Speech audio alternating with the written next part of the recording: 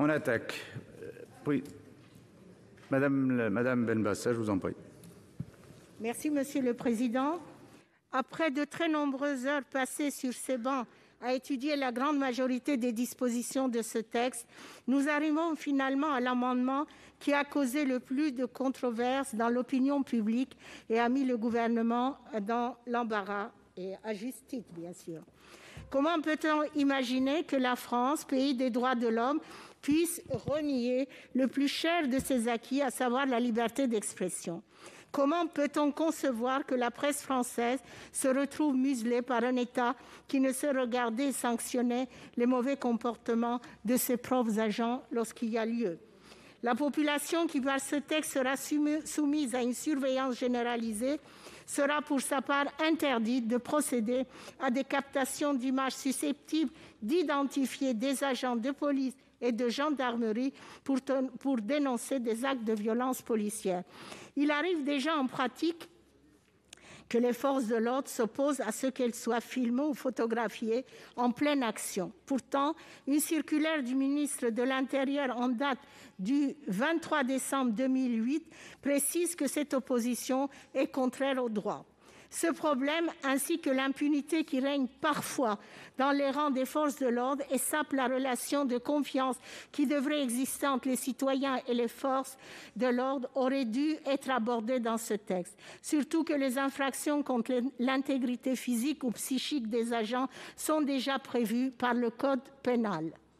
Il aurait été en revanche utile de définir précisément cette notion, ainsi que celle d'impact psychique, qui s'avère être aussi floue dans le droit actuel que dans la présente proposition de loi. Mais nous l'avons déjà répété, ce texte est très lacunaire. Je vous remercie. Merci, Madame la Présidente Assassi. Merci, Monsieur le Président. D'emblée, je voudrais indiquer à la majorité sénatoriale que la réécriture de l'article 24 n'est selon nous pas une bonne idée. L'alternative du texte voté à l'Assemblée nationale était claire, l'abrogation. La proposition de loi du groupe En Marche attaquait directement à l'origine aux journalistes. En effet, c'est la loi de 1881 qui était visée. C'est le fait de diffuser des images pouvant porter atteinte à l'intégrité physique et psychique d'un agent de police nationale ou de la gendarmerie nationale ou de la police municipale qui pouvait être sanctionné d'1 an de prison et de 45 000 € d'amende. Le tollé fut général et des centaines de milliers de personnes sont descendues dans la rue pour défendre la liberté de la presse et les libertés publiques. La majorité sénatoriale a habilement reculé pour mieux sauter. Vous ne faites plus référence à la loi de 1881, monsieur le rapporteur. Vous introduisez dans le code pénal une disposition générale qui pourra, j'insiste sur ce point, concerner les journalistes comme les autres citoyens. Le premier alinéa de l'article 226-4-1 du code pénal est si limpide qu'il pourrait passer inaperçu. La provocation dans le but manifeste qu'il soit porté atteinte à son intégrité physique ou psychique, à l'identification d'un agent de la police nationale, d'un militaire de la gendarmerie nationale ou d'un agent de la police municipale, est puni de 5 ans d'emprisonnement et 75 000 € d'amende. En droit, les mots comptent. Vous ne pouvez pas dire que les journalistes ne peuvent pas être visés par une telle mesure si la justice le décide. C'est la justice qui décidera si la diffusion d'images relève de la provocation à l'identification ou pas. Pouvez-vous m'affirmer que le juge, s'il est saisi de la diffusion d'une image comprenant le numéro d'immatriculation par exemple, ne décidera pas qu'il y a eu provocation à l'identification? Votre rédaction donc laisse entière la menace contre la liberté de la presse et renforce fortement les sanctions entre les diffusions d'images. Votre parallèle dans votre rapport avec la provocation au suicide, la provocation des mineurs à consommer des stupéfiants ou même à l'assassinat apparaît éculé, outrancier et surtout erroné sur le plan juridique. Enfin, n'oublions pas que l'article 24 se doublera de l'article 18 de la loi sur les principes de la République qui, lui aussi, autorise des poursuites d'ordre général, pas seulement en matière de terrorisme, contre la diffusion d'images de policiers, gendarmes ou policiers municipaux, parmi d'autres. Donc, nous voterons donc contre cet article 24. Et Monsieur le Président, pour vous être agréable, considérez que l'amendement 90 rectifié déposé par notre groupe est ici défendu. Je n'oublierai pas. Merci, Madame la Présidente. La parole est à Jean-Pierre Grand. Merci Monsieur le Président, Monsieur le Ministre, mes chers collègues. La rédaction de l'article 24 tel qu'il nous est proposé permet la diffusion sur toutes les chaînes de télévision sans flouter le visage des membres des forces de l'ordre dans l'exercice de leurs fonctions. Pour eux et leurs familles, dans leur quartier, leur immeuble, à l'école de leurs enfants, dans leur vie civile et sociale, ils seront reconnus et les dangers seront présents à tous les instants. Cet article propose des mesures sans effet dès lors que des millions de téléspectateurs pourront découvrir le visage des policiers dans leur mission de maintien de l'ordre, trop souvent face à des émeutiers de plus en plus violents dont les visages n'apparaissent pas à l'écran. Le visage est reconnu comme un élément d'identification. La captation par l'image d'un visage est encadrée par la loi.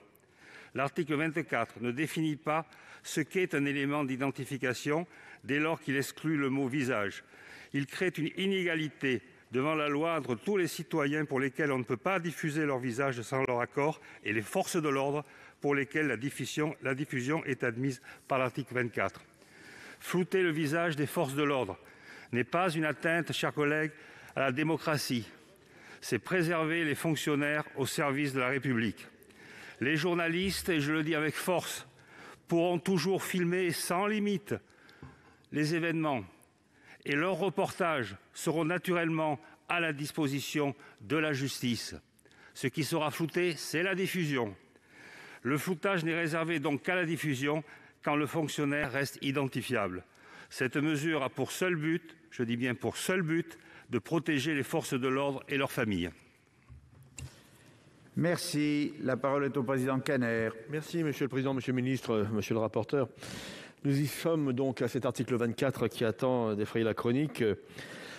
Chers collègues, qu'il s'agisse de l'écriture initiale, qu'il s'agisse de sa réécriture pour le moins controversée par le gouvernement, qu'il s'agisse de la nouvelle écriture faite par la majorité sénatoriale, aucune ne modifie notre opinion, je vous le dis d'ores et déjà. Le débat n'oppose pas ceux qui voudraient protéger les policiers et ceux qui ne le voudraient pas. Mes chers collègues, oui, nos forces de l'ordre doivent être protégées quand elles sont attaquées ou menacées. Leurs familles, encore plus, permettez-moi l'expression. Nous partageons cette préoccupation. Nous n'avons aucune mansuétude envers ceux qui incitent à la haine contre les agents qui font l'honneur de la République. Mais je relève qu'ils sont déjà protégés légalement. Dans la loi de 1881 et dans le code pénal, les policiers disposent d'un arsenal législatif pour lutter contre les menaces, le harcèlement, les atteintes à la vie privée, etc. Et c'est heureux. Aucun élément sérieux ne démontre que ces qualifications juridiques seraient insuffisantes.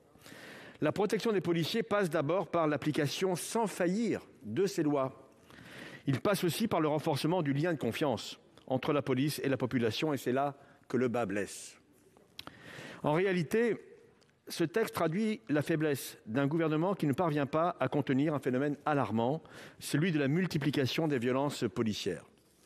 Le problème, c'est de ne pas voir les raisons profondes de ce malaise en s'attaquant, entre guillemets, aux simples images. Ce n'est pas en cassant le thermomètre, selon la formule consacrée, que baisse la température. La baisse de la professionnalisation, ainsi que la réduction drastique des effectifs spécialisés, a conduit à une augmentation massive de la violence. C'est cette orientation qui doit être modifiée.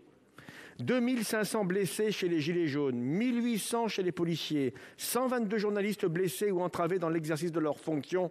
Ce sont des chiffres qui ne plaisent à personne, et encore moins peut-être ici dans la Haute Assemblée. Ce que nous disons, c'est que la police française se replie sur elle-même, sur ses techniques, ses doctrines. Or, dans une démocratie, le niveau de monopole de la violence légitime est établi par l'État. À partir du moment où l'État revendique ce monopole, il se doit d'être exemplaire. En démocratie, la liberté, c'est aussi le contrôle citoyen sur celles et ceux qui exercent l'autorité. Je n'invente rien, c'est l'article 15 de la Déclaration des droits de l'homme et du citoyen. Monsieur le Président, pour toutes ces raisons, nous ne voterons pas et même nous demandons la suppression de l'article 24. Merci. Monsieur le questeur Sueur.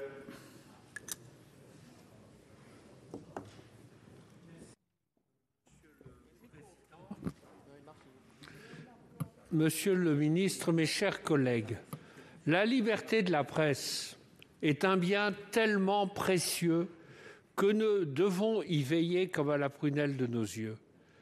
À cet égard, monsieur le ministre, j'ai lu avec intérêt il y a quelque temps que vous aviez déclaré être horrifié par des images que vous aviez vues d'une manifestation à Paris et ce qui s'était passé.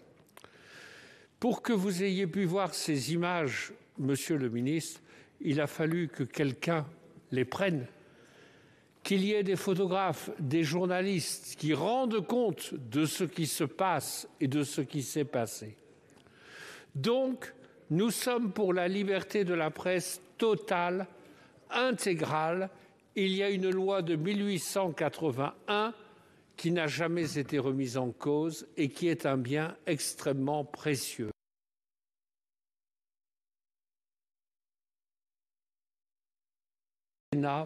Me semble-t-il, et je partage bien sûr ce que vient de dire Patrick Kanner, d'être fidèle à ce que le Sénat est dans ses moments les plus illustres, défenseur des libertés, de toutes les libertés.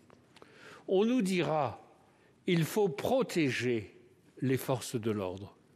Et oui, il faut le faire, bien sûr. Mais la protection qui est censée être proposée ici ne marche pas. L'intention de provocation, mais si une photo paraît, qui dira ou ne dira pas qu'il y a une intention de provocation ou pas? Alors, s'agissant de la nécessité absolue de protéger les forces de l'ordre, je rappelle qu'existe, et je vais être très clair, dans le Code pénal, l'article 226.1, l'article 222-33-2, l'article 222-33-2-2, l'article 222-17, l'article 222-7, l'article 226-8, la loi de 1978 sur la CNIL, et vous voyez, Monsieur le Président, j'achève, car je ne voudrais pas omettre les articles 24 et 39 de la loi de 1881. Donc tout cela existe. Il nous reste à supprimer cet article 24 pour défendre la parole la est à liberté M. de la Marc presse. Laménie. Merci, Monsieur le questeur. La parole est à Marc Laménie. Merci. Merci, Monsieur le Président. Monsieur le Ministre, chers collègues, ma prise de parole concernant l'article 24, article qui suscite, je dirais, des inquiétudes, certes légitimes, mais dans lequel je crois qu'il est important aussi de soutenir l'ensemble des forces de sécurité. Je crois que c'est aussi l'objectif. Cet article 24, diffusion du visage ou de tout élément permettant l'identification d'un fonctionnaire de police, d'un militaire de la gendarmerie ou d'un policier municipal. En soulignant bien entendu le travail de la commission qui fait aussi référence à la liberté de la presse, relative à la liberté de la presse, loi de 1881, comme cela a été rappelé. Répression des menaces et protection de la vie privée, d'où la faculté aussi de notre institution de modifier cet article. Et c'est aussi un travail important qui a été fait par le rapporteur et l'ensemble des membres de la commission des lois.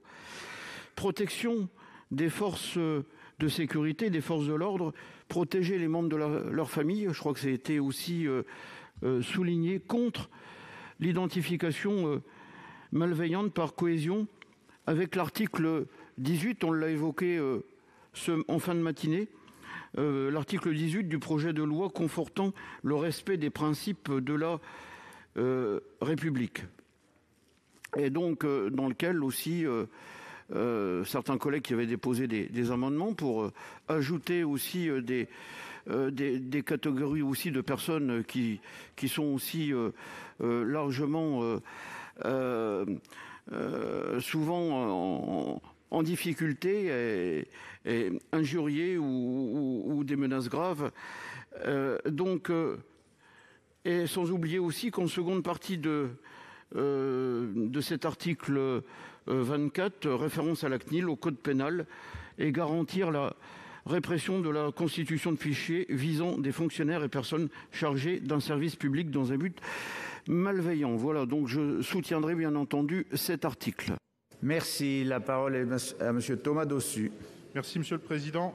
Monsieur le ministre, mes chers collègues, hier, le sénateur Bachere, pour défendre la vidéosurveillance généralisée, nous demandait qui a peur aujourd'hui des caméras de surveillance. Il répondait « les délinquants ». Reprenons cette question. Qui aujourd'hui, chez les fonctionnaires de police, dans l'exercice de leurs fonctions, a peur d'être filmé? Je n'ai pas la réponse, mais je vous la laisse. Monsieur le ministre, vous avez affirmé mardi que les policiers sont les fonctionnaires les plus contrôlés, poursuivis et sanctionnés. Mais c'est bien légitime. Heureusement, leurs responsabilités sont immenses. Ils ont la possibilité de contrôler, d'interpeller, d'arrêter, d'utiliser la coercition au nom de l'État. Et ceci doit être fait dans le respect absolu de la proportionnalité. Il est donc parfaitement légitime que l'usage de ce pouvoir fasse l'objet d'une attention constante, dans un esprit de garantie de nos libertés. C'est pourquoi ces fonctionnaires, dans l'exercice de leurs fonctions, doivent pouvoir être filmés. Donner les moyens aux forces de l'ordre d'empêcher d'être filmés, comme cet article va le permettre, va jeter la suspicion permanente sur leurs actions. Pourtant, la confiance doit être rétablie. Oui, les images que nous pouvons voir ces derniers mois concernant le maintien de l'ordre ont permis de faire connaître des abus. On ne protégera pas l'institution policière avec des œillères. Il faut lutter contre la mise en danger de la vie des agents. Il est temps d'apaiser, de restaurer la confiance. Et cela passe par une autre doctrine de maintien de l'ordre qui est aujourd'hui dans l'impasse. Il est temps d'envisager la désescalade plutôt que la fuite en avant comme cette loi accélère. Mes chers collègues, écoutons nos concitoyens et les journalistes, laissons-les témoigner, permettons-leur de rétablir la confiance trop longtemps dégradée. C'est pour cela que nous souhaitons l'abrogation de cet article. Merci. Merci. La parole est à M. Thierry Cozic. Merci, Monsieur le Président, Monsieur le Ministre, mes chers collègues. La publicité est la sauvegarde du peuple. Tout ce qui est d'intérêt public doit être rendu public. En ce sens, si la médaille des colporteurs des papiers publics créée en 1789, elle contient l'œil du peuple, ce n'est sûrement pas un hasard.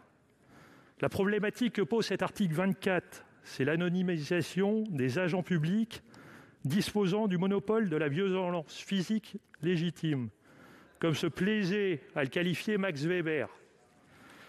Le Conseil de l'Europe, qui n'est ni plus ni moins le garant des libertés fondamentales en Europe, nous a exhortés en décembre à amender cet article, estimant que ce dernier portait atteinte à la liberté d'expression.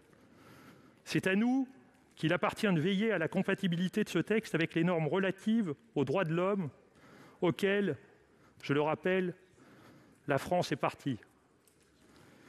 On ne peut nier que cet article va venir renforcer l'impunité policière et cette propension des forces de l'ordre à s'opposer au fait d'être filmés au cours d'une opération. Même si cet article n'interdit pas en soi de filmer, il n'en demeure pas moins qu'il va tout changer sur le terrain et donner un blanc-seing aux forces de l'ordre pour s'opposer toujours plus violemment à la prise d'images. Je vous parlais en préambule de la médaille des colporteurs. Aujourd'hui, cet œil du peuple, ce sont les caméras. Ce sont grâce à elles que nous pouvons rendre compte de manquements, d'alerter, de témoigner. Elles participent à cette vigilance d'un peuple. Ce n'est pas protéger les forces de l'ordre que de créer des dispositifs de nature à nourrir le sentiment de leur impunité. L'état de droit, monsieur le ministre, ce n'est pas l'état policier. L'état de droit, c'est le droit de surveiller l'État. Et dernière oratrice, Madame Lienemann. Oui, mes chers collègues, des arguments peuvent paraître redondants, mais l'affaire est importante. La crise de notre République procède aussi d'une distance croissante entre une partie de la population et nos forces de police. Il faut donc renouer la confiance réciproque. Et ce n'est pas en mettant en place des dispositifs qui cachent davantage les réalités, en permettant que les forces de l'ordre, au motif de la provocation d'identifier, puissent s'opposer à des prises d'images, qui va régler ce problème. La première chose, c'est qu'on peut s'étonner du fait que les autorités policières et l'ensemble de l'État ne se soient pas suffisamment mobilisés pour utiliser systématiquement le droit existant qui devrait pouvoir mieux protéger les policiers quand ils sont réellement menacés. Et nous avons tous en tête un certain nombre de drames qui se sont passés. Mais de la même façon, nous avons besoin que le pays reprenne confiance dans le fait qu'on ne lui cache pas des réalités, des pratiques inacceptables, des violences répétitives. Et de ce point de vue, les mobilisations sociales qui ont eu lieu, comme par exemple les Gilets jaunes, où l'on voit que le nombre de personnes éborgnées, mises en difficulté de santé à cause de ces violences policières, et qu'il y a eu beaucoup de condamnations de ces Gilets jaunes, tandis que très fréquemment, les rapports de l'IGAS tentaient à minimiser les pratiques des forces de l'ordre, qui d'ailleurs relèvent plus de la carence de leur encadrement que simplement de dérives personnelles qui existent, mais qui, au bout du compte, sont tellement nombreuses qu'il y a quand même un problème de système. Et moi, je le dis tout net, renforcer l'idée qu'il y aurait d'un côté l'État qui, aveuglément, entre guillemets, soutient les forces de police et d'une manière générale considère que ceux qui manifestent et ne sont pas d'accord ne sont pas du même camp, ça c'est une menace grave à la République. C'est pourquoi cet article 24 ouvre des brèches qui limitent les libertés publiques, qui ne renforcent pas la confiance de la police et qui ne seront pas nécessairement plus efficaces dans sa protection. C'est pourquoi je vous invite à voter la suppression de cet article. Très bien. Allez, par dérogation exceptionnelle, Madame Taillé-Polian. Je vous remercie beaucoup, Monsieur le Président. Monsieur le Ministre, mes chers collègues, Non. Le 5 décembre 2020, le Président Emmanuel Macron a parlé de violences policières. Il l'a évoqué. On s'est dit enfin, il y a une reconnaissance d'une réalité vécue sur le terrain et documentée, c'est vrai, par des vidéos captées dans la rue. Et on attend toujours les propositions pour y remédier. Et qu'est-ce qu'on a en réalité en face qui nous est proposé? Eh bien, ce ne sont pas des solutions pour résorber ce problème qui est nommé, dont on sait qu'il existe, mais c'est au contraire cette proposition qui va participer à invisibiliser ces violences policières. Mais ce n'est pas ça qu'il faut faire, justement pour protéger et les manifestants et les personnes qui sont victimes des violences policières, qu'elles soient manifestantes ou pas, parce qu'on l'a vu, cela peut arriver n'importe où, n'importe quand. Et aussi protéger les agents des forces de l'ordre contre ce sentiment d'impunité, ce sentiment que les choses ne vont plus dans notre République entre la population et les forces de l'ordre. Il faudrait réparer. Et là, qu'est-ce qu'on nous propose? C'est de faire comme si le problème n'existait pas. Or, tous et toutes, nous le savons, il existe. D'ailleurs, je crois, Monsieur le Ministre, que vous avez reçu un courrier de la part des familles des victimes de violences policières, de leurs avocats qui souhaitaient participer au Beauvau, la sécurité. Parce que je crois qu'elles doivent être incluses dans le processus de débat qui doit permettre de résorber ces problèmes. Donc arrêtons de nier ces problèmes, arrêtons d'essayer de les invisibiliser. Au contraire, trouvons les solutions et ce sera ça bien plus que toute autre chose qui permettra de protéger les forces de l'ordre contre ce sentiment d'injustice. Et pour notre République, on a besoin d'une police qui soit présente, on a besoin d'une police qui soit respectée, on a besoin d'une police avec des liens forts avec la population, mais on a besoin aussi, et c'est notre histoire, c'est l'histoire de notre République, d'une presse forte, libre, indépendante, et qui prenne toute sa place pour informer les citoyens et les citoyennes. Merci. J'en viens maintenant aux amendements. Nous commençons par 3 amendements identiques de suppression. Madame la présidente Assassi me confirme qu'elle a défendu le 90 rectifié. J'en suis donc au 116. Madame Benbassa. Merci, Monsieur le Président. Monsieur le ministre, mes chers collègues, dans cette nouvelle rédaction de l'article 24, la provocation à l'identification a été substituée à la diffusion malveillante d'images des forces de l'ordre. Les peines prévues ont été alourdies et ce nouveau délit, introduit dans le code pénal et non dans la loi du 29 juillet 1881 sur la liberté de la presse, s'applique également aux familles des forces de l'ordre. Cette rédaction est insatisfaisante.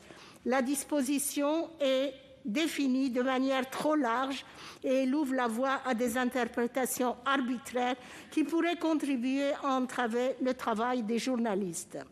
Cette disposition porte une atteinte disproportionnée à la liberté d'expression car le risque de sanction, l'obligation de supprimer tout élément d'identification sur les vidéos ou images montrant des policiers et le critère d'intention, vous me le concéderez, très large et flou, sont autant d'éléments de nature à dissuader la documentation de l'action de la police. En ce sens, cette disposition crée aussi des obstacles au contrôle de l'action des policiers et gendarmes, car les vidéos de policiers ont été essentielles pour dénoncer les pratiques illégales des forces de l'ordre, de certaines forces de l'ordre, d'une partie, et dans certains cas permettre l'ouverture d'enquêtes. Soulignons enfin l'avis de la Défenseure des droits qui stipule que l'infraction prévue par cette proposition de loi n'est pas nécessaire à la protection des policiers et gendarmes. Nous sommes contre cette disposition et cet amendement demande sa suppression. Je vous remercie. Merci. L'amendement 281, Monsieur Dur. Merci Monsieur le Président, Monsieur le Ministre, chers collègues.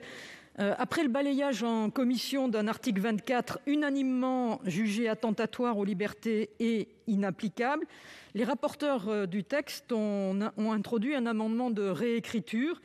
Mais pour nous, les principaux écueils qui se trouvaient dans la version initiale n'ont pas été corrigés.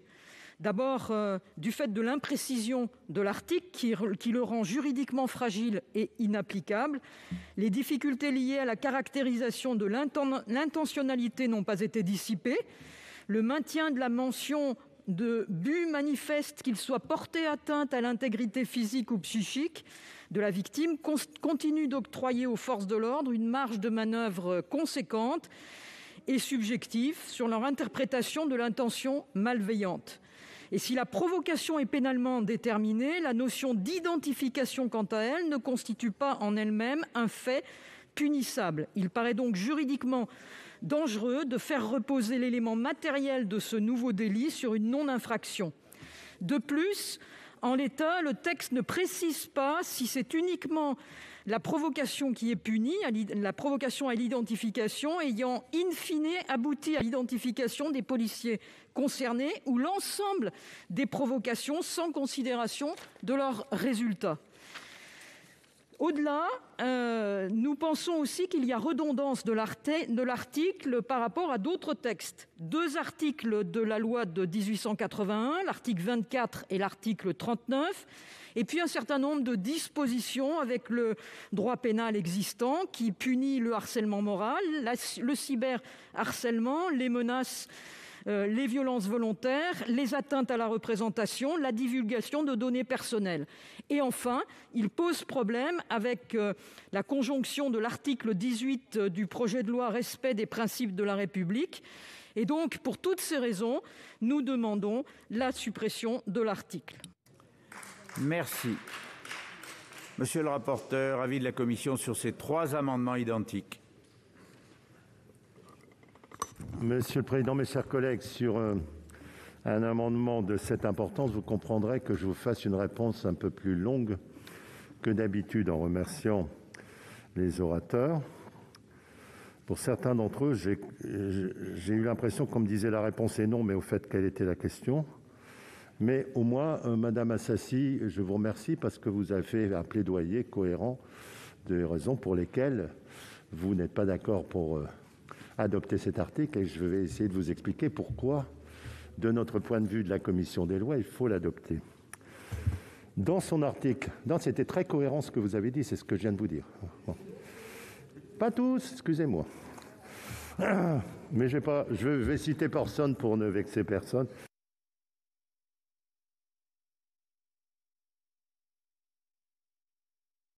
789, auquel vous avez fait allusion indirectement, puisque vous m'avez parlé de la Convention des droits de l'homme et d'un certain nombre de sujets connexes, il est écrit « Nul ne doit être inquiété pour ses opinions, même religieuses, pourvu que leurs manifestations ne troublent pas l'ordre public établi par la loi. » Je réponds à M. Sueur, qui a eu lui aussi une intervention très cohérente. Dont la décision du Conseil constitutionnel de 1985 à ce sujet Et tirant les conséquences, monsieur Sueur, de cet article 10, il est écrit « Il appartient au législateur d'opérer la conciliation nécessaire entre le respect des libertés d'une part et la sauvegarde de l'ordre public d'autre part, sans lequel l'exercice des libertés ne saurait être assuré. » Dans une décision du Conseil constitutionnel ultérieure de mars 2003, il est écrit, ce qui précise la précédente, « Il appartient au législateur d'assurer la conciliation entre prévention des atteintes à l'ordre public et recherche des auteurs d'infractions et l'exercice des libertés auxquelles figurent bien évidemment la liberté d'expression et la liberté de la presse. » Tout ça m'amène à vous dire que quand nous avons décidé de réécrire cet article,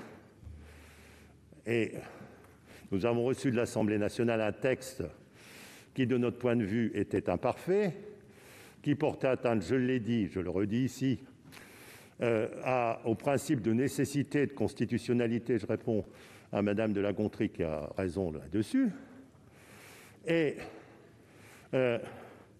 qui portait atteinte à un article significatif de la Convention des droits de l'homme.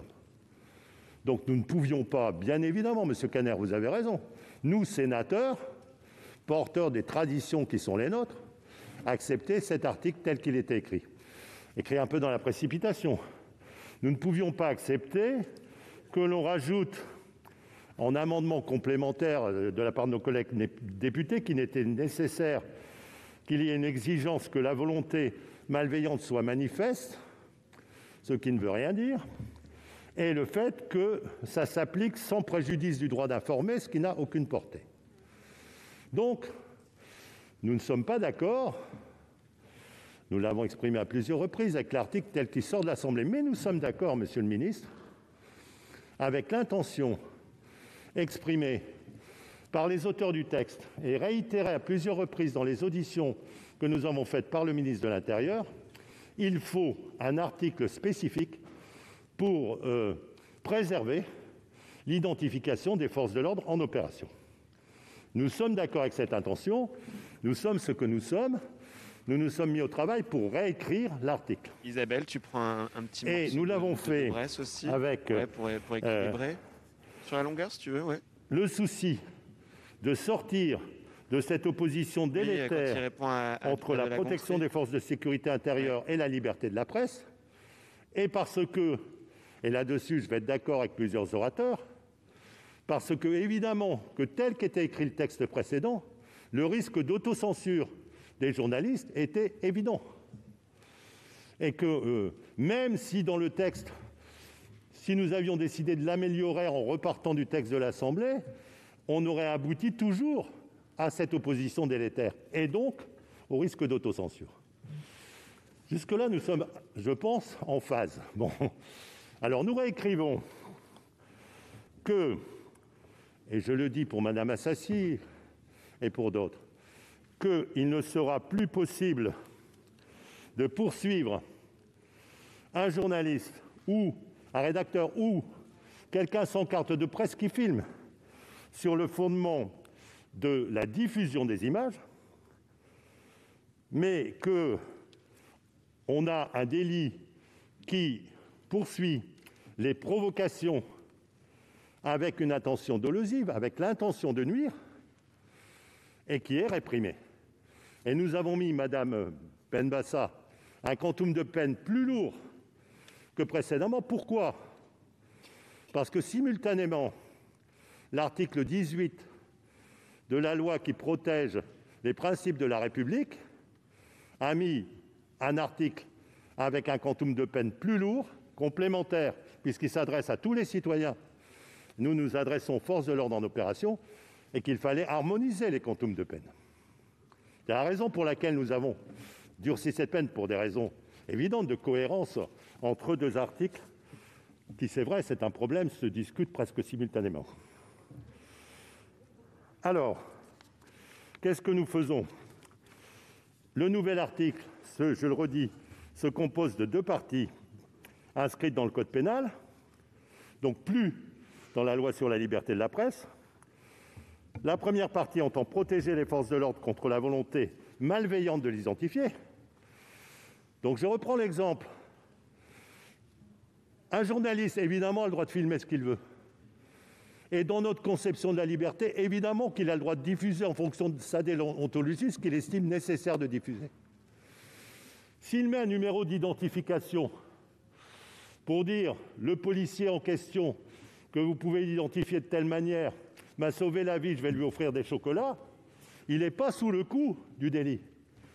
Mais si il est démontré sans que l'action soit nécessaire au final, s'il est démontré que cette identification a été faite dans l'intention de nuire, et si des images, mais pas que des images, si des fichiers, si des données personnelles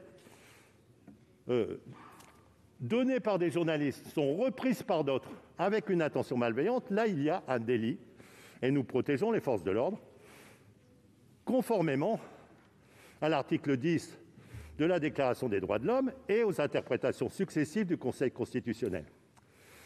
Je suis sûr que nous respectons dans cet article les principes de nécessité et de proportionnalité. J'ai voulu vraiment regarder les choses. On a passé beaucoup de temps, je vous assure. On a fait beaucoup d'auditions. J'ai consulté d'éminents juristes qui parfois ne sont pas tous d'accord entre eux, au plus haut niveau de l'État.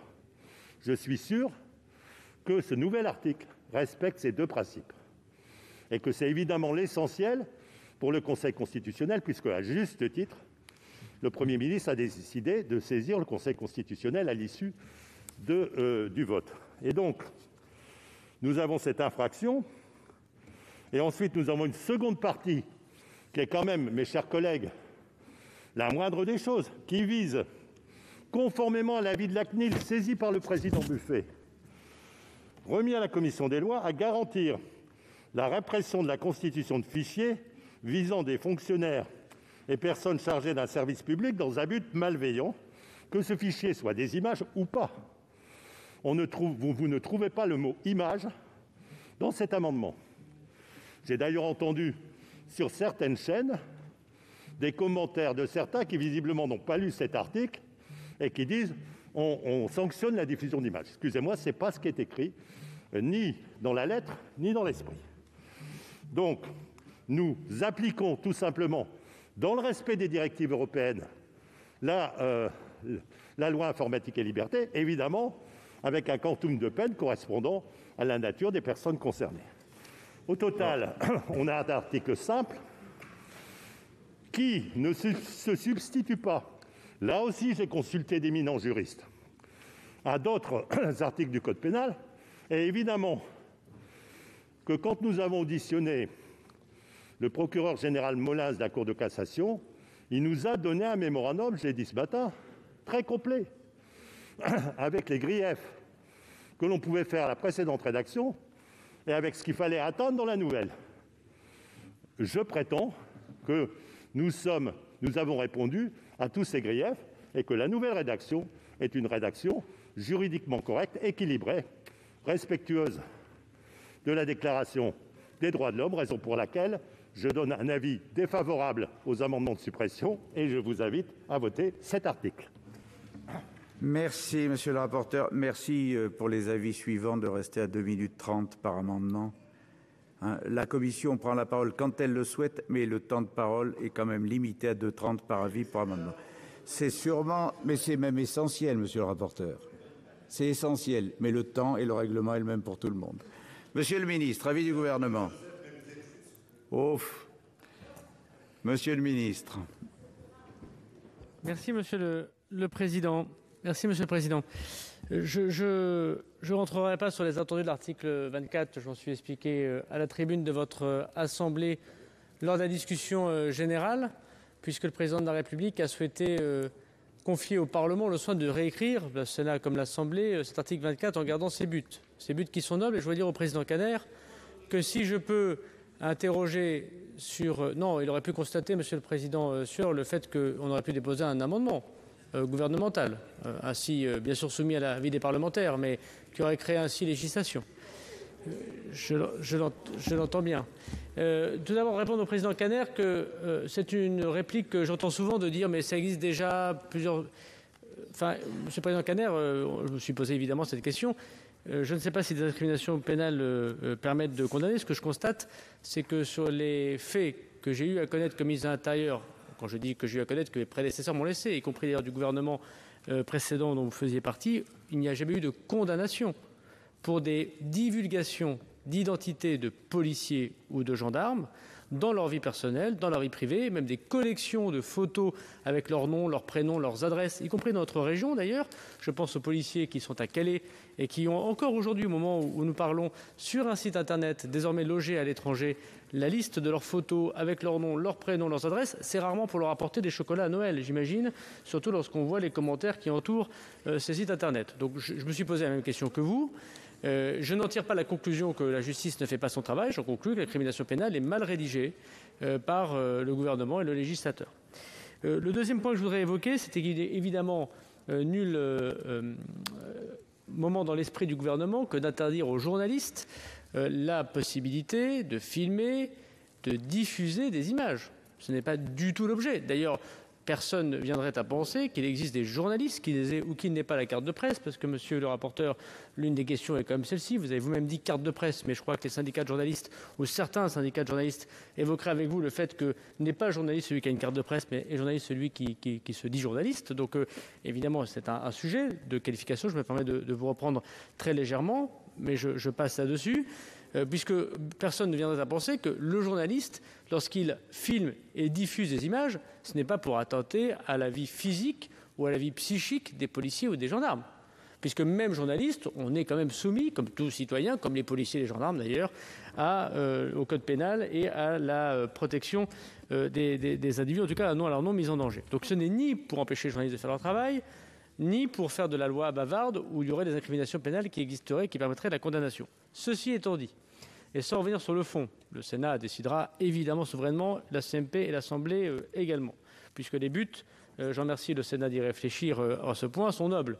Peut-être que les moyens méritent évidemment d'être bien sûr améliorés. J'ai entendu deux choses qui m'étonnent beaucoup dans vos interventions. D'abord, vous avez dit « c'était dans le code de la presse, c'est affreux ». Pardon de vous le dire, je sais que l'Assemblée, que ce soit son opposition ou sa majorité, désormais est convaincue des arguments du rapporteur. Vous allez donc inscrire dans le code pénal directement des dispositions qui étaient prévues dans le code de la presse. Mais ce n'est pas parce que quelque chose s'appelle code de la presse que c'est moins protecteur ou plus protecteur. Le code pénal, mesdames et messieurs les sénateurs, vous amènera à créer une incrimination pénale qui permettra la comparution immédiate et la garde à vue. Ce que ne faisait pas le code de la presse et la disposition présentée par le gouvernement. On a longtemps dit que le gouvernement écrivait le texte avec ses pieds. Très bien, je constate cependant que le code pénal, mais monsieur le rapporteur le sait, on a eu cet échange avant la commission et je comprends cette volonté. D'ailleurs, je soutiens finalement la plus grande force, la plus grande autorité que l'on souhaite mettre pour cette incrimination, permettra, sur ces faits-là, des comparutions immédiates, des gardes à vue qui ne sont pas prévues lorsque c'est dans le code de la presse. Deuxièmement, on a l'impression qu'on a créé un ovni en le mettant dans le code de la presse quand on protège. On se dit, mais c'est la première fois dans l'histoire de la République. Non, je vous renvoie à l'article 39 sexies de la loi. Alors, il y a eu deux modifications, une en 2009, une en 95. Encore 95. Mais en plus, c'est janvier 95, monsieur le ministre. Vous voyez, donc c'était vraiment Charles Pasqua. Bon. Je vais vous lire l'article 39 sexies, alors pour le coup, du code de la presse. Le fait de révéler, par quelque moyen que ce soit, l'identité des fonctionnaires de la police nationale, des militaires, des personnels civils du ministère de la Défense ou d'agents des douanes appartenant à des services ou des unités désignés par arrêté du ministre intéressé et dont les missions exigent pour des raisons de sécurité le respect de l'anonymat est puni d'une amende de 15 000 €. C'est-à-dire qu'il y a déjà plus désormais de 26 ans que le législateur, et ça n'a été modifié par aucun gouvernement, que le législateur a prévu que le fait de filmer, de diffuser des éléments d'identification qui concernent les policiers, les gendarmes, les militaires des opérations, j'imagine, Sentinelle, ou le personnel administratif du ministère de l'Intérieur, puis rajoutant en 95 les douanes, était déjà une incrimination prévue dans le code de la presse. Donc nous n'avons pas réinventé l'eau chaude, on n'a pas fait des atteintes disproportionnées à la démocratie. Nous avons été, dans le code de la presse, parce qu'il était prévu déjà des dispositions, puisque c'est le législateur qui l'a voulu le mettre dans le code de la presse, la loi 1881, qui a été modifiée, Monsieur le Président Sueur, des dizaines de fois. Alors bien sûr, c'est une grande loi de la République, mais en 1881, à ma connaissance, il n'y avait pas encore Internet, il n'y avait pas encore les réseaux sociaux. Sans doute, les législateurs de l'époque étaient des grands visionnaires, mais étaient un peu limités quand même par l'atmosphère de modernité qui était autour d'eux. Donc il est normal d'ailleurs de l'améliorer, de la modifier, de la compléter, comme toute loi, évidemment, même si on est d'accord ensemble que c'est une grande loi qui fonde l'exercice républicain et démocratique de notre pays. Mais dès 1995... puis en 2009, sans jamais que ce soit supprimé ou modifié, et pourtant il y a eu beaucoup de lois qui touchaient à la sécurité ou à la liberté d'expression, ces dispositions étaient premièrement dans le code de la presse et prévoyaient déjà la pénalisation de la diffusion de l'identité des fonctionnaires de police et de gendarmerie. Ce que nous avons modifié, c'est prenant en compte les réseaux sociaux, qui est quand même, avouons-le, à la fois un bien et un mal, tout dépend de comment on l'utilise, que deuxièmement, les policiers et les gendarmes sont souvent menacés personnellement, et le drame de Magnanville montre que par ailleurs ils sont menacés dans leur famille et ils sont menacés parmi les personnels administratifs. La femme du policier qui a été égorgée devant son fils à Magnanville était une personnel administratif du ministère de l'Intérieur. Et je ne vais pas vous faire la revue de détail des menaces sur les enfants, sur les conjoints, quand ils vont au supermarché, quand ils vont au club de sport, des policiers et des gendarmes que l'on reconnaît, mais vous le savez tous, ils sont très nombreux. Une fois que je vous ai dit ça, je voudrais vraiment, parce que c'est un point important, éclairer le Sénat sur le fait que cette disposition écrite dans la loi de sécurité intérieure n'était pas disproportionnée, n'était pas contraire à la loi 1881, n'empêchait pas les journalistes de travailler, avait une base qui était déjà celle du législateur il y a 25 ans, mais que nous comprenons qu'il faut mieux rédiger le texte et que nous faisons confiance évidemment au Sénat et à l'Assemblée pour le faire, tant que les buts que nous cherchons à protéger, c'est-à-dire les policiers et militaires en opération de police. Il est bien précis en opération de police. Et à ce titre, monsieur le rapporteur, permettez-moi de vous dire également qu'il est très différent de l'article 18. On aura l'occasion d'en reparler lors du texte séparatisme. Je crois qu'effectivement, il ne faudrait pas voter ces amendements de suppression. Bien. Eh bien, oui, madame. Oui, explication de vote. Merci, Monsieur le Président. Je ne vous surprendrai pas en indiquant que mon groupe va voter les amendements de suppression de cet article, mais je voudrais, puisque le rapporteur a rappelé que le Premier ministre avait annoncé le 24 novembre dernier son intention de saisir le Conseil constitutionnel concernant cet article, indiquer la chose suivante qui pourra utilement éclairer les travaux du Conseil constitutionnel. Il y a un principe qui doit toujours s'appliquer en droit pénal, qui est le principe de la légalité des délits et des peines. C'est-à-dire que, pour paraphraser, on ne peut pas être sanctionné sans que la loi pénale soit précise et claire. Or, il se trouve que le Parlement va voter dans quelques instants des dispositions qui seront également concernées par l'article 18 du texte Principes de la République. J'ai déjà eu l'occasion de le signaler ce matin. Je pense que c'est un problème qui n'est pas pris à sa juste valeur ni par le gouvernement ni par le Parlement. Parce que nous allons nous trouver, et vous avez aisément sous les yeux cet article 18, des modalités qui sont dans le code pénal et qui, c'est intéressant que le ministre l'ait rappelé tout à l'heure, auront la particularité de permettre effectivement le recours à la comparution immédiate en dérogation, c'est dit expressément, aux règles de la loi du 29 juillet 1881. Donc nous avons un chevauchement total, mais qui n'est pas totalement satisfaisant, car bien évidemment, il est distinct sur certains points. Donc nous nous apprêtons, nous, Parlement, à voter des dispositions qui ne seront pas les mêmes, à quelques semaines d'intervalle, sur une situation qui peut être analogue. Et c'est pour cela que je vous alerte. Et je sais que chacun veut continuer son chemin. Chacun considère que le projet de loi doit être défendu et on verra plus tard. Mais c'est notre responsabilité. Donc c'est pour cela qu'il faut choisir. Ou nous votons l'article d'aujourd'hui, j'ai envie de dire que nous souhaitions le voter ou non. Ou nous votons l'article 18 dans quelques semaines, et l'article 20 qui prévoit l'exception sur la comparution immédiate. Mais faire les deux encourra la censure du Conseil constitutionnel. Merci. Oui. Je vais mettre aux voix ces 3 amendements de suppression avec 2 avis défavorables. Qui est pour? Donc, qui est pour les amendements de suppression?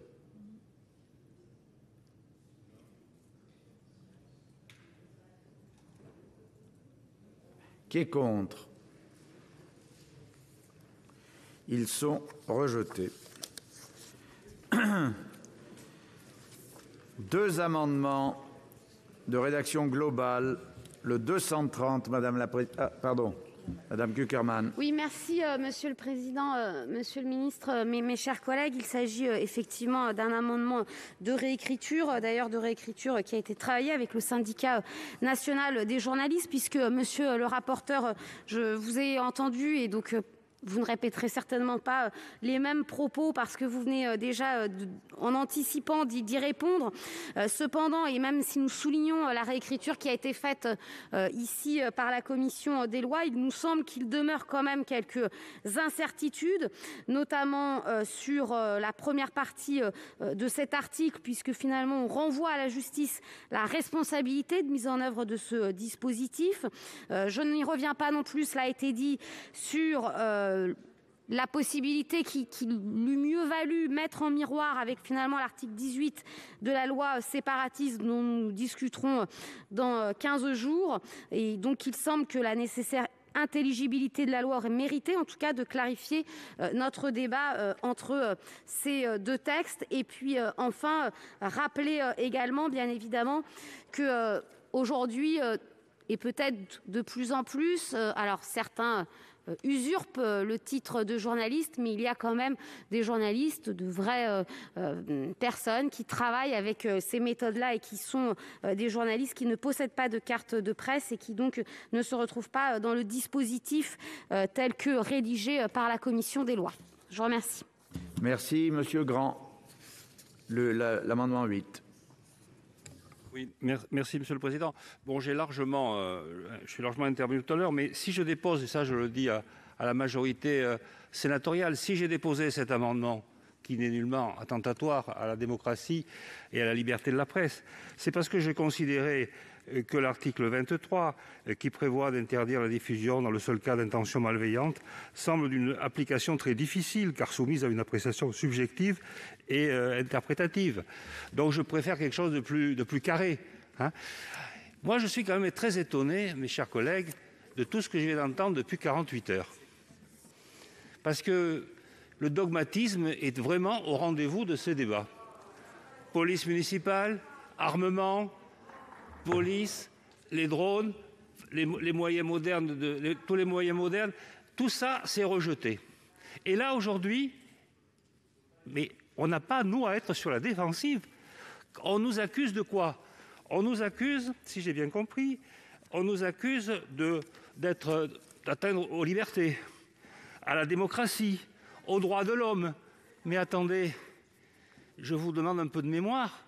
J'observe quand même que dans les formations, dans les sensibilités politiques qui se sont exprimées et qui expriment, qui essaient de nous accuser de tous ces mots terribles, il y a quand même celles et ceux qui, historiquement, ont été toujours des défenseurs des pays et des nations qui, elles, sont les plus attentatoires à la démocratie et aux libertés. Donc il faut revenir un peu sur terre. Et moi, ce qui me gêne, c'est d'être obligé de me défendre là-dessus. C'est ça qui nous gêne. Voilà pourquoi aujourd'hui, dire que nous ne souhaitons pas qu'à TF1, BFM, CNews, le soir à 20h, on puisse voir le visage d'un policier qui demain sera agressé, lui, sa famille et ses enfants, je ne pense pas que ce soit quelque chose qui puisse vous choquer. Dans tous les cas, je suis certain que 90% des Français sont d'accord avec moi. Bien.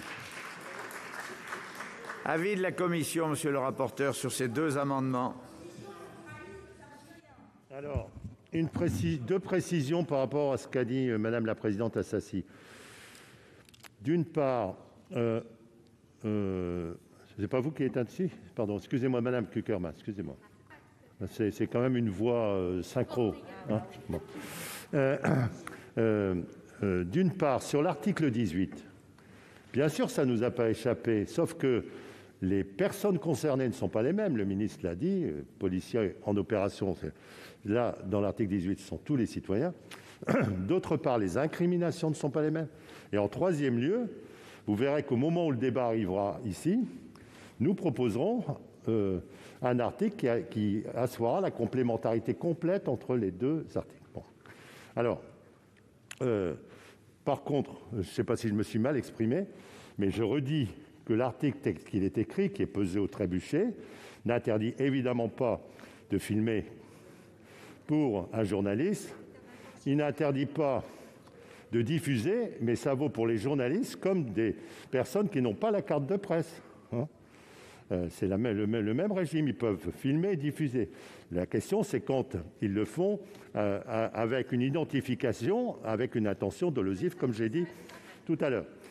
Alors, Monsieur Grand, je suis désolé, mais je l'ai déjà dit en commission, nous ne pouvons pas, dans le droit français, flouter les images des policiers. Seuls les mineurs peuvent être floutés ou des catégories très spécifiques, par exemple des policiers en opération du RAID mais c'est très réglementé dans une liste très claire depuis des années. Et donc, moi, je ne peux pas prendre un amendement qui s'oppose à ce qui est permis dans le droit français. Donc, je suis évidemment défavorable aux deux amendements. Très bien. Avis du gouvernement, Monsieur le ministre. Défavorable. Sur ces deux amendements qui sont de rédaction globale mais qui sont différentes, donc qui seront soumis au vote séparément, je mets aux voix d'abord le 230 de la présidente Assassi. Le grand est retiré, très bien.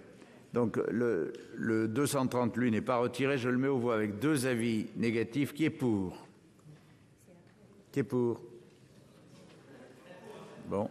Qui est contre? Il est rejeté. Le 8 est retiré. Il n'est pas soumis au vote. J'ai maintenant 6 amendements en discussion commune. Le 229, Madame Cukierman. Oui, je ne vais pas me répéter. Cet amendement, finalement, vise à supprimer les 3 premiers alinéas de cet article tel que rédigé parce qu'il nous semble encore flou, tout en conservant la deuxième partie de cet article. Mais bon, je crois déjà savoir les arguments qui vont nous y être opposés. Donc, nous le maintenons et nous entendrons les arguments. Voilà, merci. Merci. Le 311, Monsieur Grand. Oui, Monsieur le Président, Monsieur le Ministre, mes chers collègues, très rapidement, cet amendement vise à étendre aux douaniers le dispositif prévu dans cette proposition de loi pour sanctionner la diffusion d'images des visages des policiers et militaires et des gendarmeries nationales sur les réseaux sociaux à des fins malveillantes. C'est en complément, naturellement, de l'amendement de la Commission. Donc, je voudrais qu'on rajoute les douaniers parce que ça me paraît bien sûr naturel. Visiblement, c'est un oubli. Merci. Le 10 n'est pas défendu. Le 175, Monsieur Roux. Oui, merci Monsieur le Président. Donc, on voudrait rajouter, pour faire suite à mon collègue aussi, la liste des agents nous paraît incomplète et pourrait se voir ajouter les gardes champêtres et les sapeurs-pompiers qui doivent au même titre que les autres être protégés. C'est debout, Monsieur Roux, vous avez le 176. Oui, c'est uniquement rajouter. Il faudrait qu'on rajoute donc dans sa rédaction actuelle, le texte dispose que les mêmes peines sont applicables en cas de provocation à identifier le conjoint, le partenaire lié par un pacte civil de solidarité, de concubin ou l'avant de l'agent. Toutefois, cette liste nous paraît incomplète puisqu'elle oublie notamment les parents ascendants des agents. Merci. Le 204, Monsieur Wattebled. Amendement rédactionnel. Rédactionnel. Monsieur le rapporteur, sur ces 5 amendements, donc, puisque celui de Monsieur Masson n'est pas défendu, avis du... Défavorable sur les premiers. Celui de Monsieur Grand, nous avons eu le débat et nous avons convenu qu'il fallait un article très précis, ciblé sur les forces de l'ordre en opération. Donc c'est policiers, gendarmes, policiers municipaux. Mais si on rajoute les douaniers, beaucoup de respect pour les douaniers, après un autre amendement dit on rajoute les sapeurs-pompiers et les gardes champêtres, non, ils auront un article de l'article 18 de la loi Valeurs de la République qui s'appliquera à eux, mais nous, il faut qu'on reste ciblé sur les policiers en opération. Ils ne feront pas d'opération de police, ni les uns les autres. Donc défavorable. Sur le premier amendement de M. Rousset, non. Sur le second, par contre, favorable. Vous proposez, pour mieux protéger les familles, qu'on protège aussi les ascendants. Vous avez raison. Et M. Wattebled a eu raison, avec son œil sagace, de faire un amendement de précision auquel je donne un avis favorable. Très bien, merci Monsieur le rapporteur. Monsieur le ministre, identique à la Commission. Parfait. Alors, je reprends un par un, puisqu'ils sont tous différents. Le 229 avec 2 avis défavorables. Le 229 et 229 qui est pour? Qui est contre? Il est rejeté. Le 311 est retiré? Vous pouvez, je vous en prie, Monsieur Grand. Oui, monsieur le ministre, monsieur le rapporteur, moi je me permets d'insister pour les douaniers. Ce ne sont pas des spectateurs, ce sont des acteurs. Ils sont soumis à la délinquance internationale. Ce sont des gens dont le visage est quasiment fiché par les grands délinquants. Ce sont des gens qui sont en première ligne à nos frontières. Je vous promets qu'à Montpellier, à la sortie de Montpellier, ils sont en danger tous les jours. Ils sont armés jusqu'aux dents, parce qu'en face, ils sont également armés jusqu'aux dents. Et donc moi, je considère que là franchement, ne pas donner satisfaction d'inscrire les douaniers comme les policiers, avec lesquels d'ailleurs, entre parenthèses, ils font des actions communes parfois, et souvent même, et qui sont confrontés aux délinquants les plus armés qui existent, hein, et qui ensuite, avec leur portable, passent les photographies à la douane, passent les images partout, de manière à ce qu'ils prennent les tangentes. Eh bien, excusez-moi, hein, là, je suis quand même très, très étonné qu'on ne me donne pas satisfaction sur cet amendement. Je vous demande, monsieur le rapporteur, de reconsidérer votre position et je vous en remercie par avance. Bon, avis, vous ne bougez pas. Écoutez, moi, je me suis tourné vers le ministre en lui demandant qui sont les policiers en opération. La réponse est claire, les policiers nationaux, les gendarmes, les policiers municipaux. Donc, je ne peux pas dire oui. Monsieur le ministre. Mais je me retourne vers le président de la commission des lois. On ne peut pas rajouter douanier dans les opérations de police, ça n'aurait pas de sens, monsieur Grand. Mais si la commission des lois le veut et écrit opération de police et opération douanière, vous y rajouterez les douaniers. Mais voilà, il faut qu'on soit cohérent. Donc je regarde le président de la commission des lois et je vais laisser la responsabilité au Sénat de le faire s'il le souhaite. Monsieur le rapporteur. Alors, j'ai bien compris l'intention de monsieur Grandon. Ce qu'on peut faire, c'est sous-amender l'amendement et mettre l'ordre d'opération douanière pour que ce soit en opération. D'accord ? Les douaniers, virgule, lorsqu'ils sont en opération, virgule, et là, on peut le rajouter.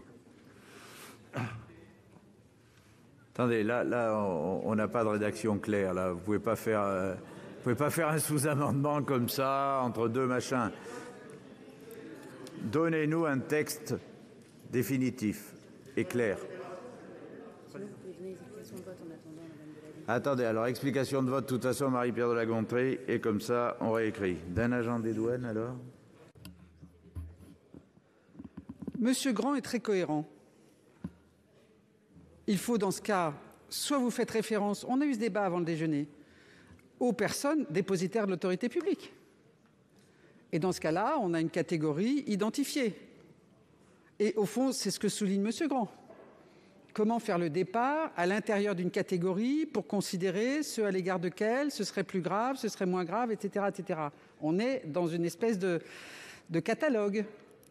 Donc ce qu'il propose, je ne suis pas d'accord, parce que je ne suis pas d'accord avec l'article. Mais l'amendement suivant qui parle des gardes champêtres, c'est la même chose. Et puis on va parler des élus. D'ailleurs, l'article 20 du texte Principe de la République fait référence aux personnes dépositaires de l'autorité publique. Donc c'est bien là qu'on voit qu'on nage en pleine confusion et que cet article ne fonctionne pas. Donc si vous êtes cohérents, nous ne le voterons pas, mais vous devriez voter l'amendement de M. Grand. Monsieur Richard. Oui. Monsieur le Président, d'une part, quand nous sommes dans ce genre de débat qui parle de droit pénal, je me permets de rappeler aux collègues que dans le droit pénal et les autres textes de nature pénale, il y a environ 10 000 infractions qui sont définies par la loi. La réalité d'ailleurs de cette profusion, c'est que les procureurs vous expliquent qu'il y en a au maximum 150 ou 200 qui sont effectivement utilisées et poursuivies. Mais donc, chacune de ces infractions doit avoir une définition stricte et précise. Donc, il est tout à fait compréhensible et logique qu'il y ait des infractions de définition assez voisines. Et je peux faire observer à ma collègue de la Gontrie qu'il est extrêmement fréquent qu'une poursuite soit engagée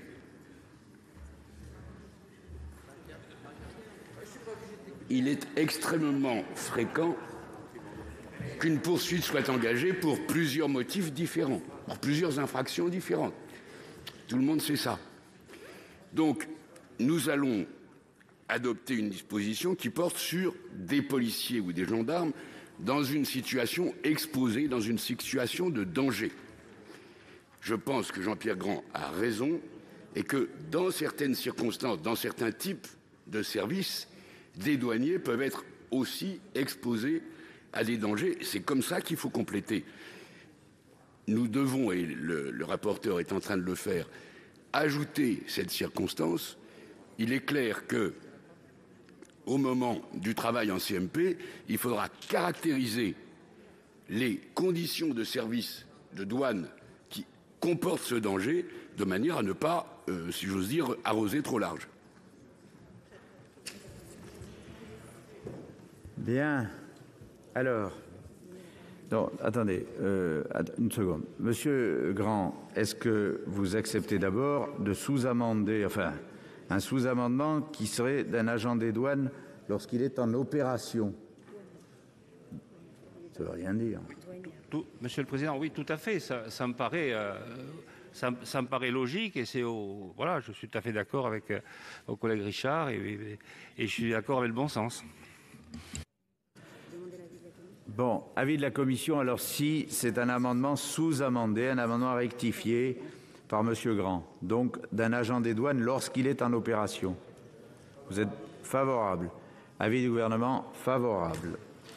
Alors, je mets aux voix donc l'amendement de Monsieur Grand rectifié, comme on vient de le dire, d'un agent des douanes lorsqu'il est en opération, cette fois-ci avec 2 avis favorables. Qui est pour?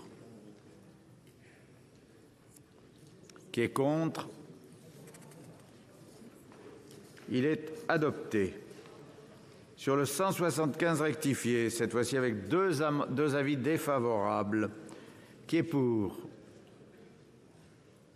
Qui est contre? Il est rejeté. Le 176, cette fois-ci avec 2 avis favorables. Qui est pour? Qui est contre? Il est adopté. Le 204, rédactionnel, avec 2 avis favorables. Qui est pour? Qui est contre? Il est adopté. J'ai un scrutin public. J'ai été saisi d'une demande de scrutin public. Oui. Mais attendez, vous ferez l'explication de vote sur l'article? Oui. Je vous la donne dès que j'ai dit. Merci. Donc j'ai été saisi d'une demande de scrutin public par le groupe socialiste, écologiste et républicain sur l'ensemble de l'article 24. Avant de procéder au vote, qui souhaite s'exprimer? Monsieur Durin. Merci Monsieur le Président. Excusez-moi de vous avoir un peu pressé. Nous voterons contre cet article, c'est évident, pour quantité de raisons. La première, c'est que cet article, par sa forme, est porteur de tous les défauts du texte. 2 versions, une procédure accélérée, une PPL qui veut se faire aussi grosse qu'un PJL, une commission exotique à l'Assemblée nationale qui n'attend même pas la navette parlementaire pour nous laisser le temps de travailler. La confusion, voire la redondance avec l'article 18 sur un texte qui arrive en même temps devant le Parlement. Il était inutile et dangereux, cet article 24, au terme de notre rapporteur et de quelques autres, écrit avec les pieds. Alors, heureusement, la Commission a repris la main, mais est-ce que c'est suffisant ? À notre avis, non, parce qu'il est toujours inutile et qu'il reste imprécis. Ce délit de provocation à l'identification ne nous paraît pas satisfaisant. Il paraît de plus peu applicable.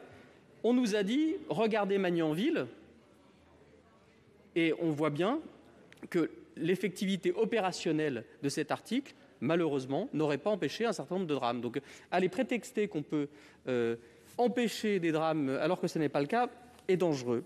S'agissant de la presse, on est sorti de la loi de 1880, c'est heureux, parce qu'il reste ce droit d'informer, ce droit d'être informé, et qu'il y a quand même un climat autour de ce texte qui empêche les journalistes de travailler dans de bonnes conditions. 200 journalistes ont été empêchés de travailler par les forces de l'ordre ces 2 dernières années. Il y a des gardes à vue, il y a une autocensure. Ce climat nous paraît dangereux. Deuxième point qui nous paraît déterminant, cet article 24 est le symptôme d'un échec. C'est un constat d'échec sur l'état des rapports entre la police et la population. Un gendarme me disait l'autre jour, quand on en est là, c'est qu'on a échoué dans notre mission de prévention et dans notre insertion avec la population. C'est un échec dans la conduite des opérations de maintien de l'ordre, auquel cet article 24 est particulièrement attaché. C'est la NAS, nous ne sommes pas dans le même camp, madame, c'est une doctrine d'emploi qui cherche l'escalade et non pas la désescalade. Alors sans effet de tribune, sans emphase, nous aurions aimé un texte plus solide, mieux construit juridiquement, une réflexion plus aboutie sur la question des images. Et puis, pour paraphraser un défenseur des libertés publiques, il me disait, avec ce texte, les drones, l'article 24, l'article 21, l'article 25, on ne sait pas ce qu'on gagne en termes de sécurité, on voit très clairement en revanche tout ce qu'on perd en termes de liberté. La parole est au président Retailleau. Bien sûr que nous allons voter cet article qui a été profondément remanié par la commission et je voudrais saluer le rapporteur, Marc-Philippe Daubresse, et le président de la commission des lois. Et je voudrais, parce que je n'y résiste pas, m'adresser au ministre de l'Intérieur. Monsieur le ministre de l'Intérieur, si le Sénat n'existe pas, il faudrait l'inventer. Cet article était mal né, mais l'objectif était nécessaire. Il s'agissait, et c'est tout le sens de la nouvelle rédaction, de protéger, dans des circonstances difficiles, dans un moment où l'ultraviolence se déchaîne contre les forces de l'ordre, il s'agissait de protéger les gendarmes, les policiers, de tout ce qui peut constituer un ciblage via les réseaux sociaux et qui peut mettre en danger, dans un lynchage numérique, mais qui se termine parfois aussi malheureusement par des lynchages physiques, ces forces de l'ordre qui sont le bouclier de la République. Et nous parvenons justement à trouver le bon point d'équilibre, je crois, parce que ce qui était reproché, c'est cette confusion entre l'objectif bien compris de la protection des forces de l'ordre, mais où en même temps, on avait eu le sentiment que la liberté d'information pouvait être bridée, que la liberté de diffusion, de captation même, lors de ces manifestations pouvait être entravée. Je crois que la commission des lois, et j'espère que le Sénat votera cet article nouvellement rédigé parce qu'on parvient précisément à articuler la protection des forces de l'ordre, évidemment sans toucher à la loi sur la liberté de la presse qui est fondatrice de notre République de 1881, et je pense que c'est important, c'est la raison pour laquelle je pense que là, le Sénat, en réalité, fait une œuvre utile pour les forces de l'ordre, et je pense bien, Monsieur le Ministre, que vous allez le souligner. Merci, Monsieur le Président. La parole est à Monsieur Marc Laménie. Qu'est-ce qu'il peut dire après ? Oui, merci Monsieur le Président, Monsieur le Ministre, chers collègues. Très rapidement, hein, pour simplement... modestement parler après le président, mais je dirais c'est plus une modeste intervention, je dirais peut-être plus à titre personnel pour rappeler, bon, dans un premier temps, la liberté de la presse qui est fondamentale. Je pense que là, tous sont convaincus, mais de l'autre côté, je dirais... même si dans certains cas, dans certains amendements apparaissait le terme violence policière, et malheureusement il y a pu avoir aussi des situations isolées qu'on peut aussi malheureusement regretter, mais je crois qu'il faut toujours quand même avoir présent à l'esprit que l'ensemble des forces de sécurité risquent leur vie au quotidien pour sauver aussi des vies, sécurité des personnes et des biens, et chaque année malheureusement, que ce soit les sapeurs-pompiers, les policiers, les gendarmes, les militaires, il y a malheureusement une vingtaine de décès en service chaque année. Donc je pense que ça malheureusement, on en parle trop peu malheureusement, et je pense qu'il faut aussi l'avoir présent à l'esprit. Et puis je partage aussi notre collègue Grand, l'amendement et le sous-amendement qui ont été adoptés parce que élu d'un département frontalier, l'administration des douanes, qui certes dépend du ministère de l'économie et des finances, joue aussi un rôle complémentaire par rapport à l'ensemble des forces de sécurité, et notamment aussi, il y a aussi des motards, ils sont aussi sur Ils peuvent aussi intervenir sur des missions que la fouille des véhicules, par exemple, que ne peuvent pas forcément effectuer les policiers et les gendarmes. Donc il y a une réelle complémentarité sur laquelle aussi toutes et tous méritent aussi, l'ensemble des forces de sécurité méritent respect et reconnaissance. Donc je soutiendrai cet article. Oui, bon, l'encouragez pas. Allez, monsieur le ministre, si vous le permettez, il y a encore 2 orateurs. Je préférerais que vous preniez la parole à l'issue. Madame Gatel. Merci, Monsieur le Président. Comme beaucoup de nous tous, sans doute, je rêverais d'un monde qui serait marqué par la sagesse, la bienveillance et la fraternité des hommes. Or, ce monde n'existe pas, même si nous nous efforçons les uns et les autres de le construire.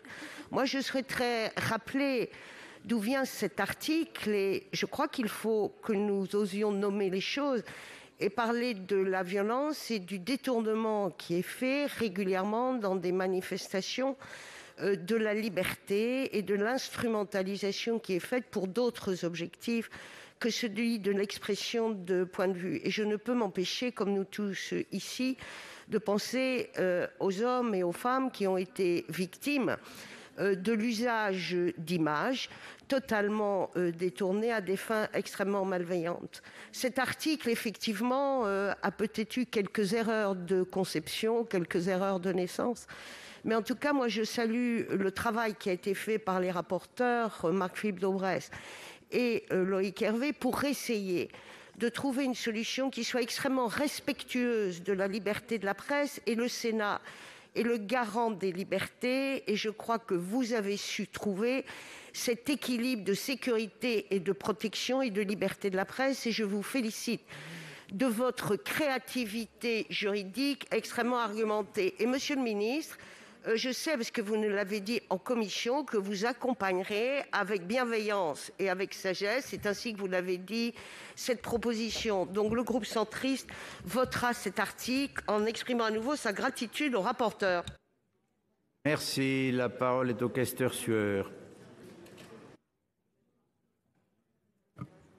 Merci, Monsieur le Président, Monsieur le Ministre, mes chers collègues.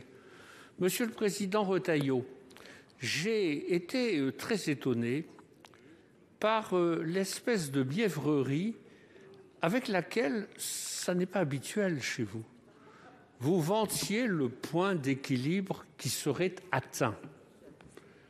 Vraiment, cela m'a étonné. J'ai vu que Mme Gatel en avait rajouté une louche dans le même thème. Nous avons donc un point d'équilibre. Alors, c'est quoi le point d'équilibre ? Nous avons une position très claire. 1, respect intégral et total de la liberté de la presse. 2, il y a déjà 10 articles dans la loi qui sont là pour protéger les policiers, les gendarmes contre toute forme d'agression. Ces 2 points sont clairs. Le point d'équilibre, c'est quoi ? C'est la provocation dans le but de l'identification. Dans le but, c'est-à-dire que ce dont il est question, ce sont les intentions. Bon courage, Monsieur le Président Retailleau, à qui va définir l'intention. Voyez, quelles sont vos intentions, par exemple ? C'est une question qu'on pourrait se poser, une vraie question, parce que lorsqu'il y aura une photo de policiers, une photo de manifestation, dans un journal neutre, si ça existe, on dira il n'y a pas d'intention, c'est objectif. Mais quand un journal militant, un journal d'opinion, publiera une photo, on dira ah, ce journal, il n'est pas gouvernemental, il n'est pas pour l'ordre établi, il défend des idées. Ben oui, des idées, monsieur Retailleau. Alors, est-ce qu'il n'y a pas là une intention de provocation? Et donc, c'est parfaitement gélatineux, ça ne signifie pas grand-chose. C'est inapplicable, mes chers collègues. Et on se fait plaisir en disant qu'il y a un point d'équilibre. Il n'y a aucun point d'équilibre. Il y a une démission du Parlement, une démission du Sénat. Ce sont les juges et la jurisprudence qui parleront des intentions. Bien. Monsieur le ministre. C'est de la provocation à la citation. Monsieur le président, le président Retailleau m'invitait à remercier le Sénat, je le fais bien volontiers. J'ai beaucoup de respect pour mes illustres prédécesseurs et singulièrement pour Clémenceau, qui passa beaucoup de temps à vouloir exclure le Sénat des institutions pour finalement y finir. Et qui était vendéen, mais je ne suis pas certain que vous y mettiez la même personnalité politique que pour vous, Monsieur le Président Retailleau. J'entends bien, je ne me permettais pas. Clémenceau appartient à tout le monde, sans doute. Voilà.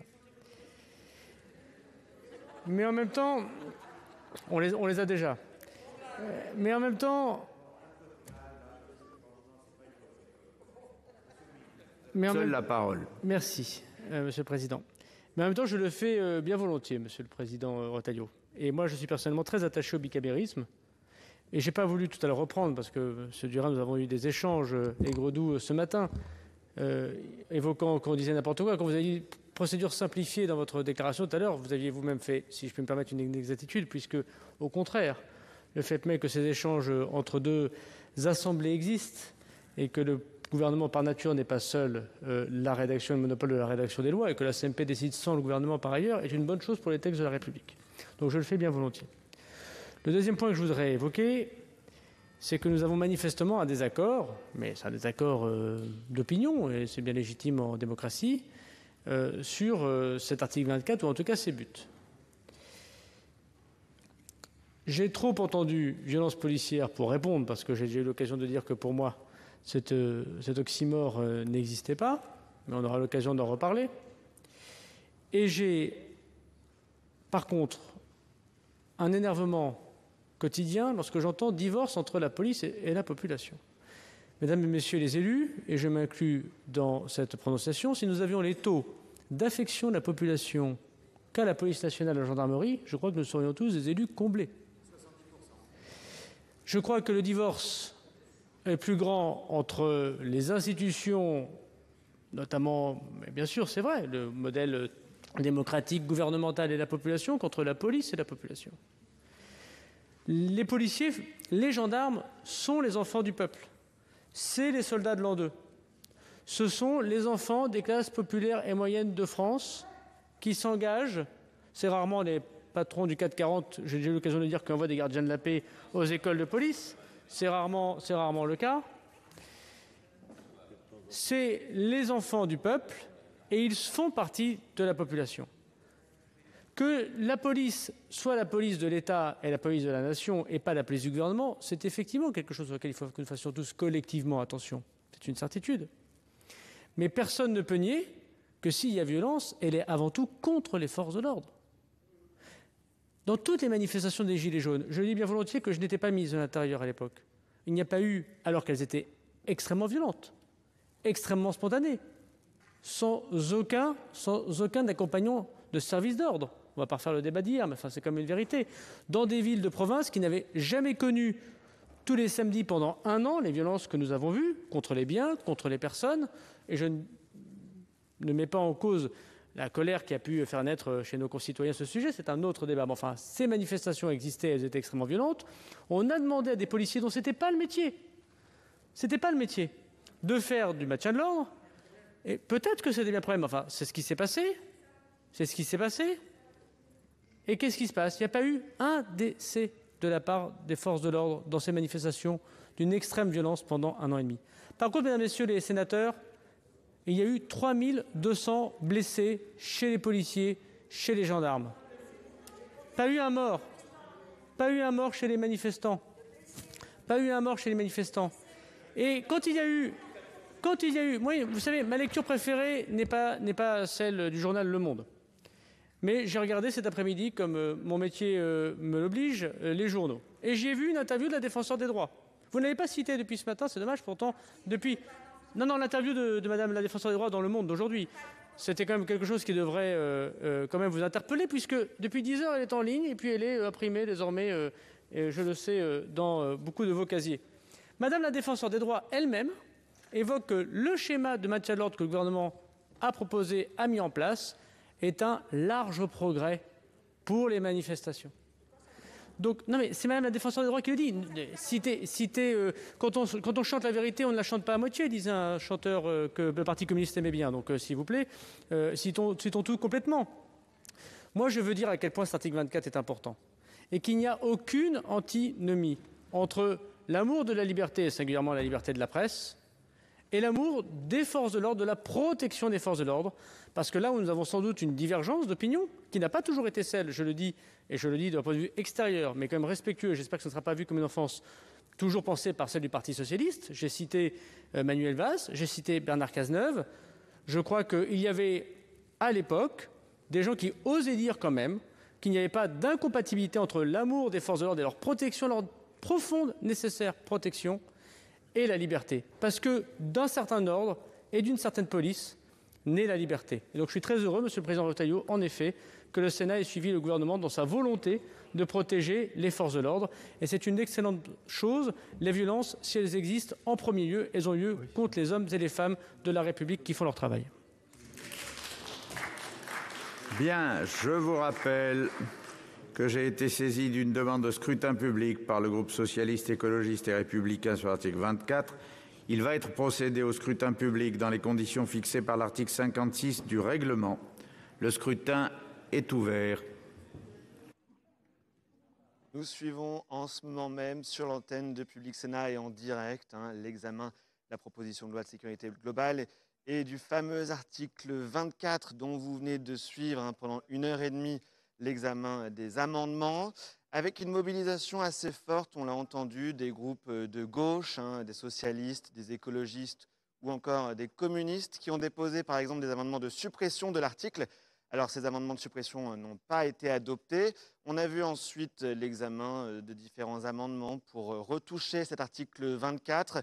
Mais les sénateurs qui ont largement déjà réécrit le texte de l'Assemblée nationale, on le sait, les députés voulaient sanctionner la diffusion malveillante d'images des forces de l'ordre. Les sénateurs ont réécrit en commission le texte. Il s'agit maintenant de créer un délit de provocation à l'identification de ces forces de l'ordre lorsqu'elles sont en opération.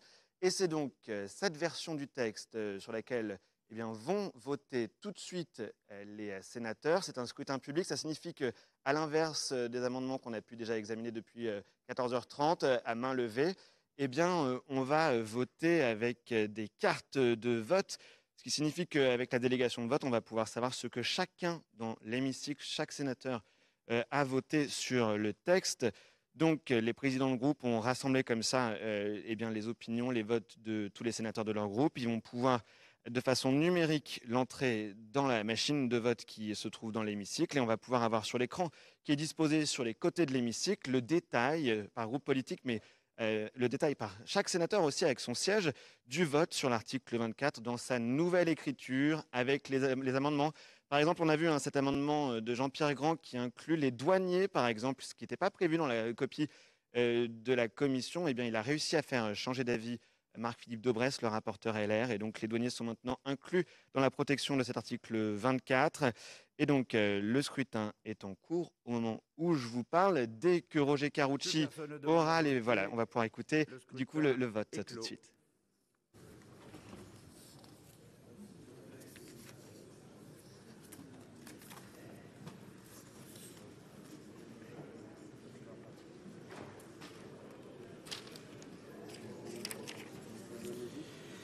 Voici le résultat du scrutin 92 sur l'article 24, compte tenu de l'ensemble des délégations de vote accordées par les sénateurs aux groupes politiques et notifiées à la présidence. Nombre de votants 345, nombre de suffrages exprimés 345, pour l'adoption 248, contre 97. Le Sénat a adopté l'article 24.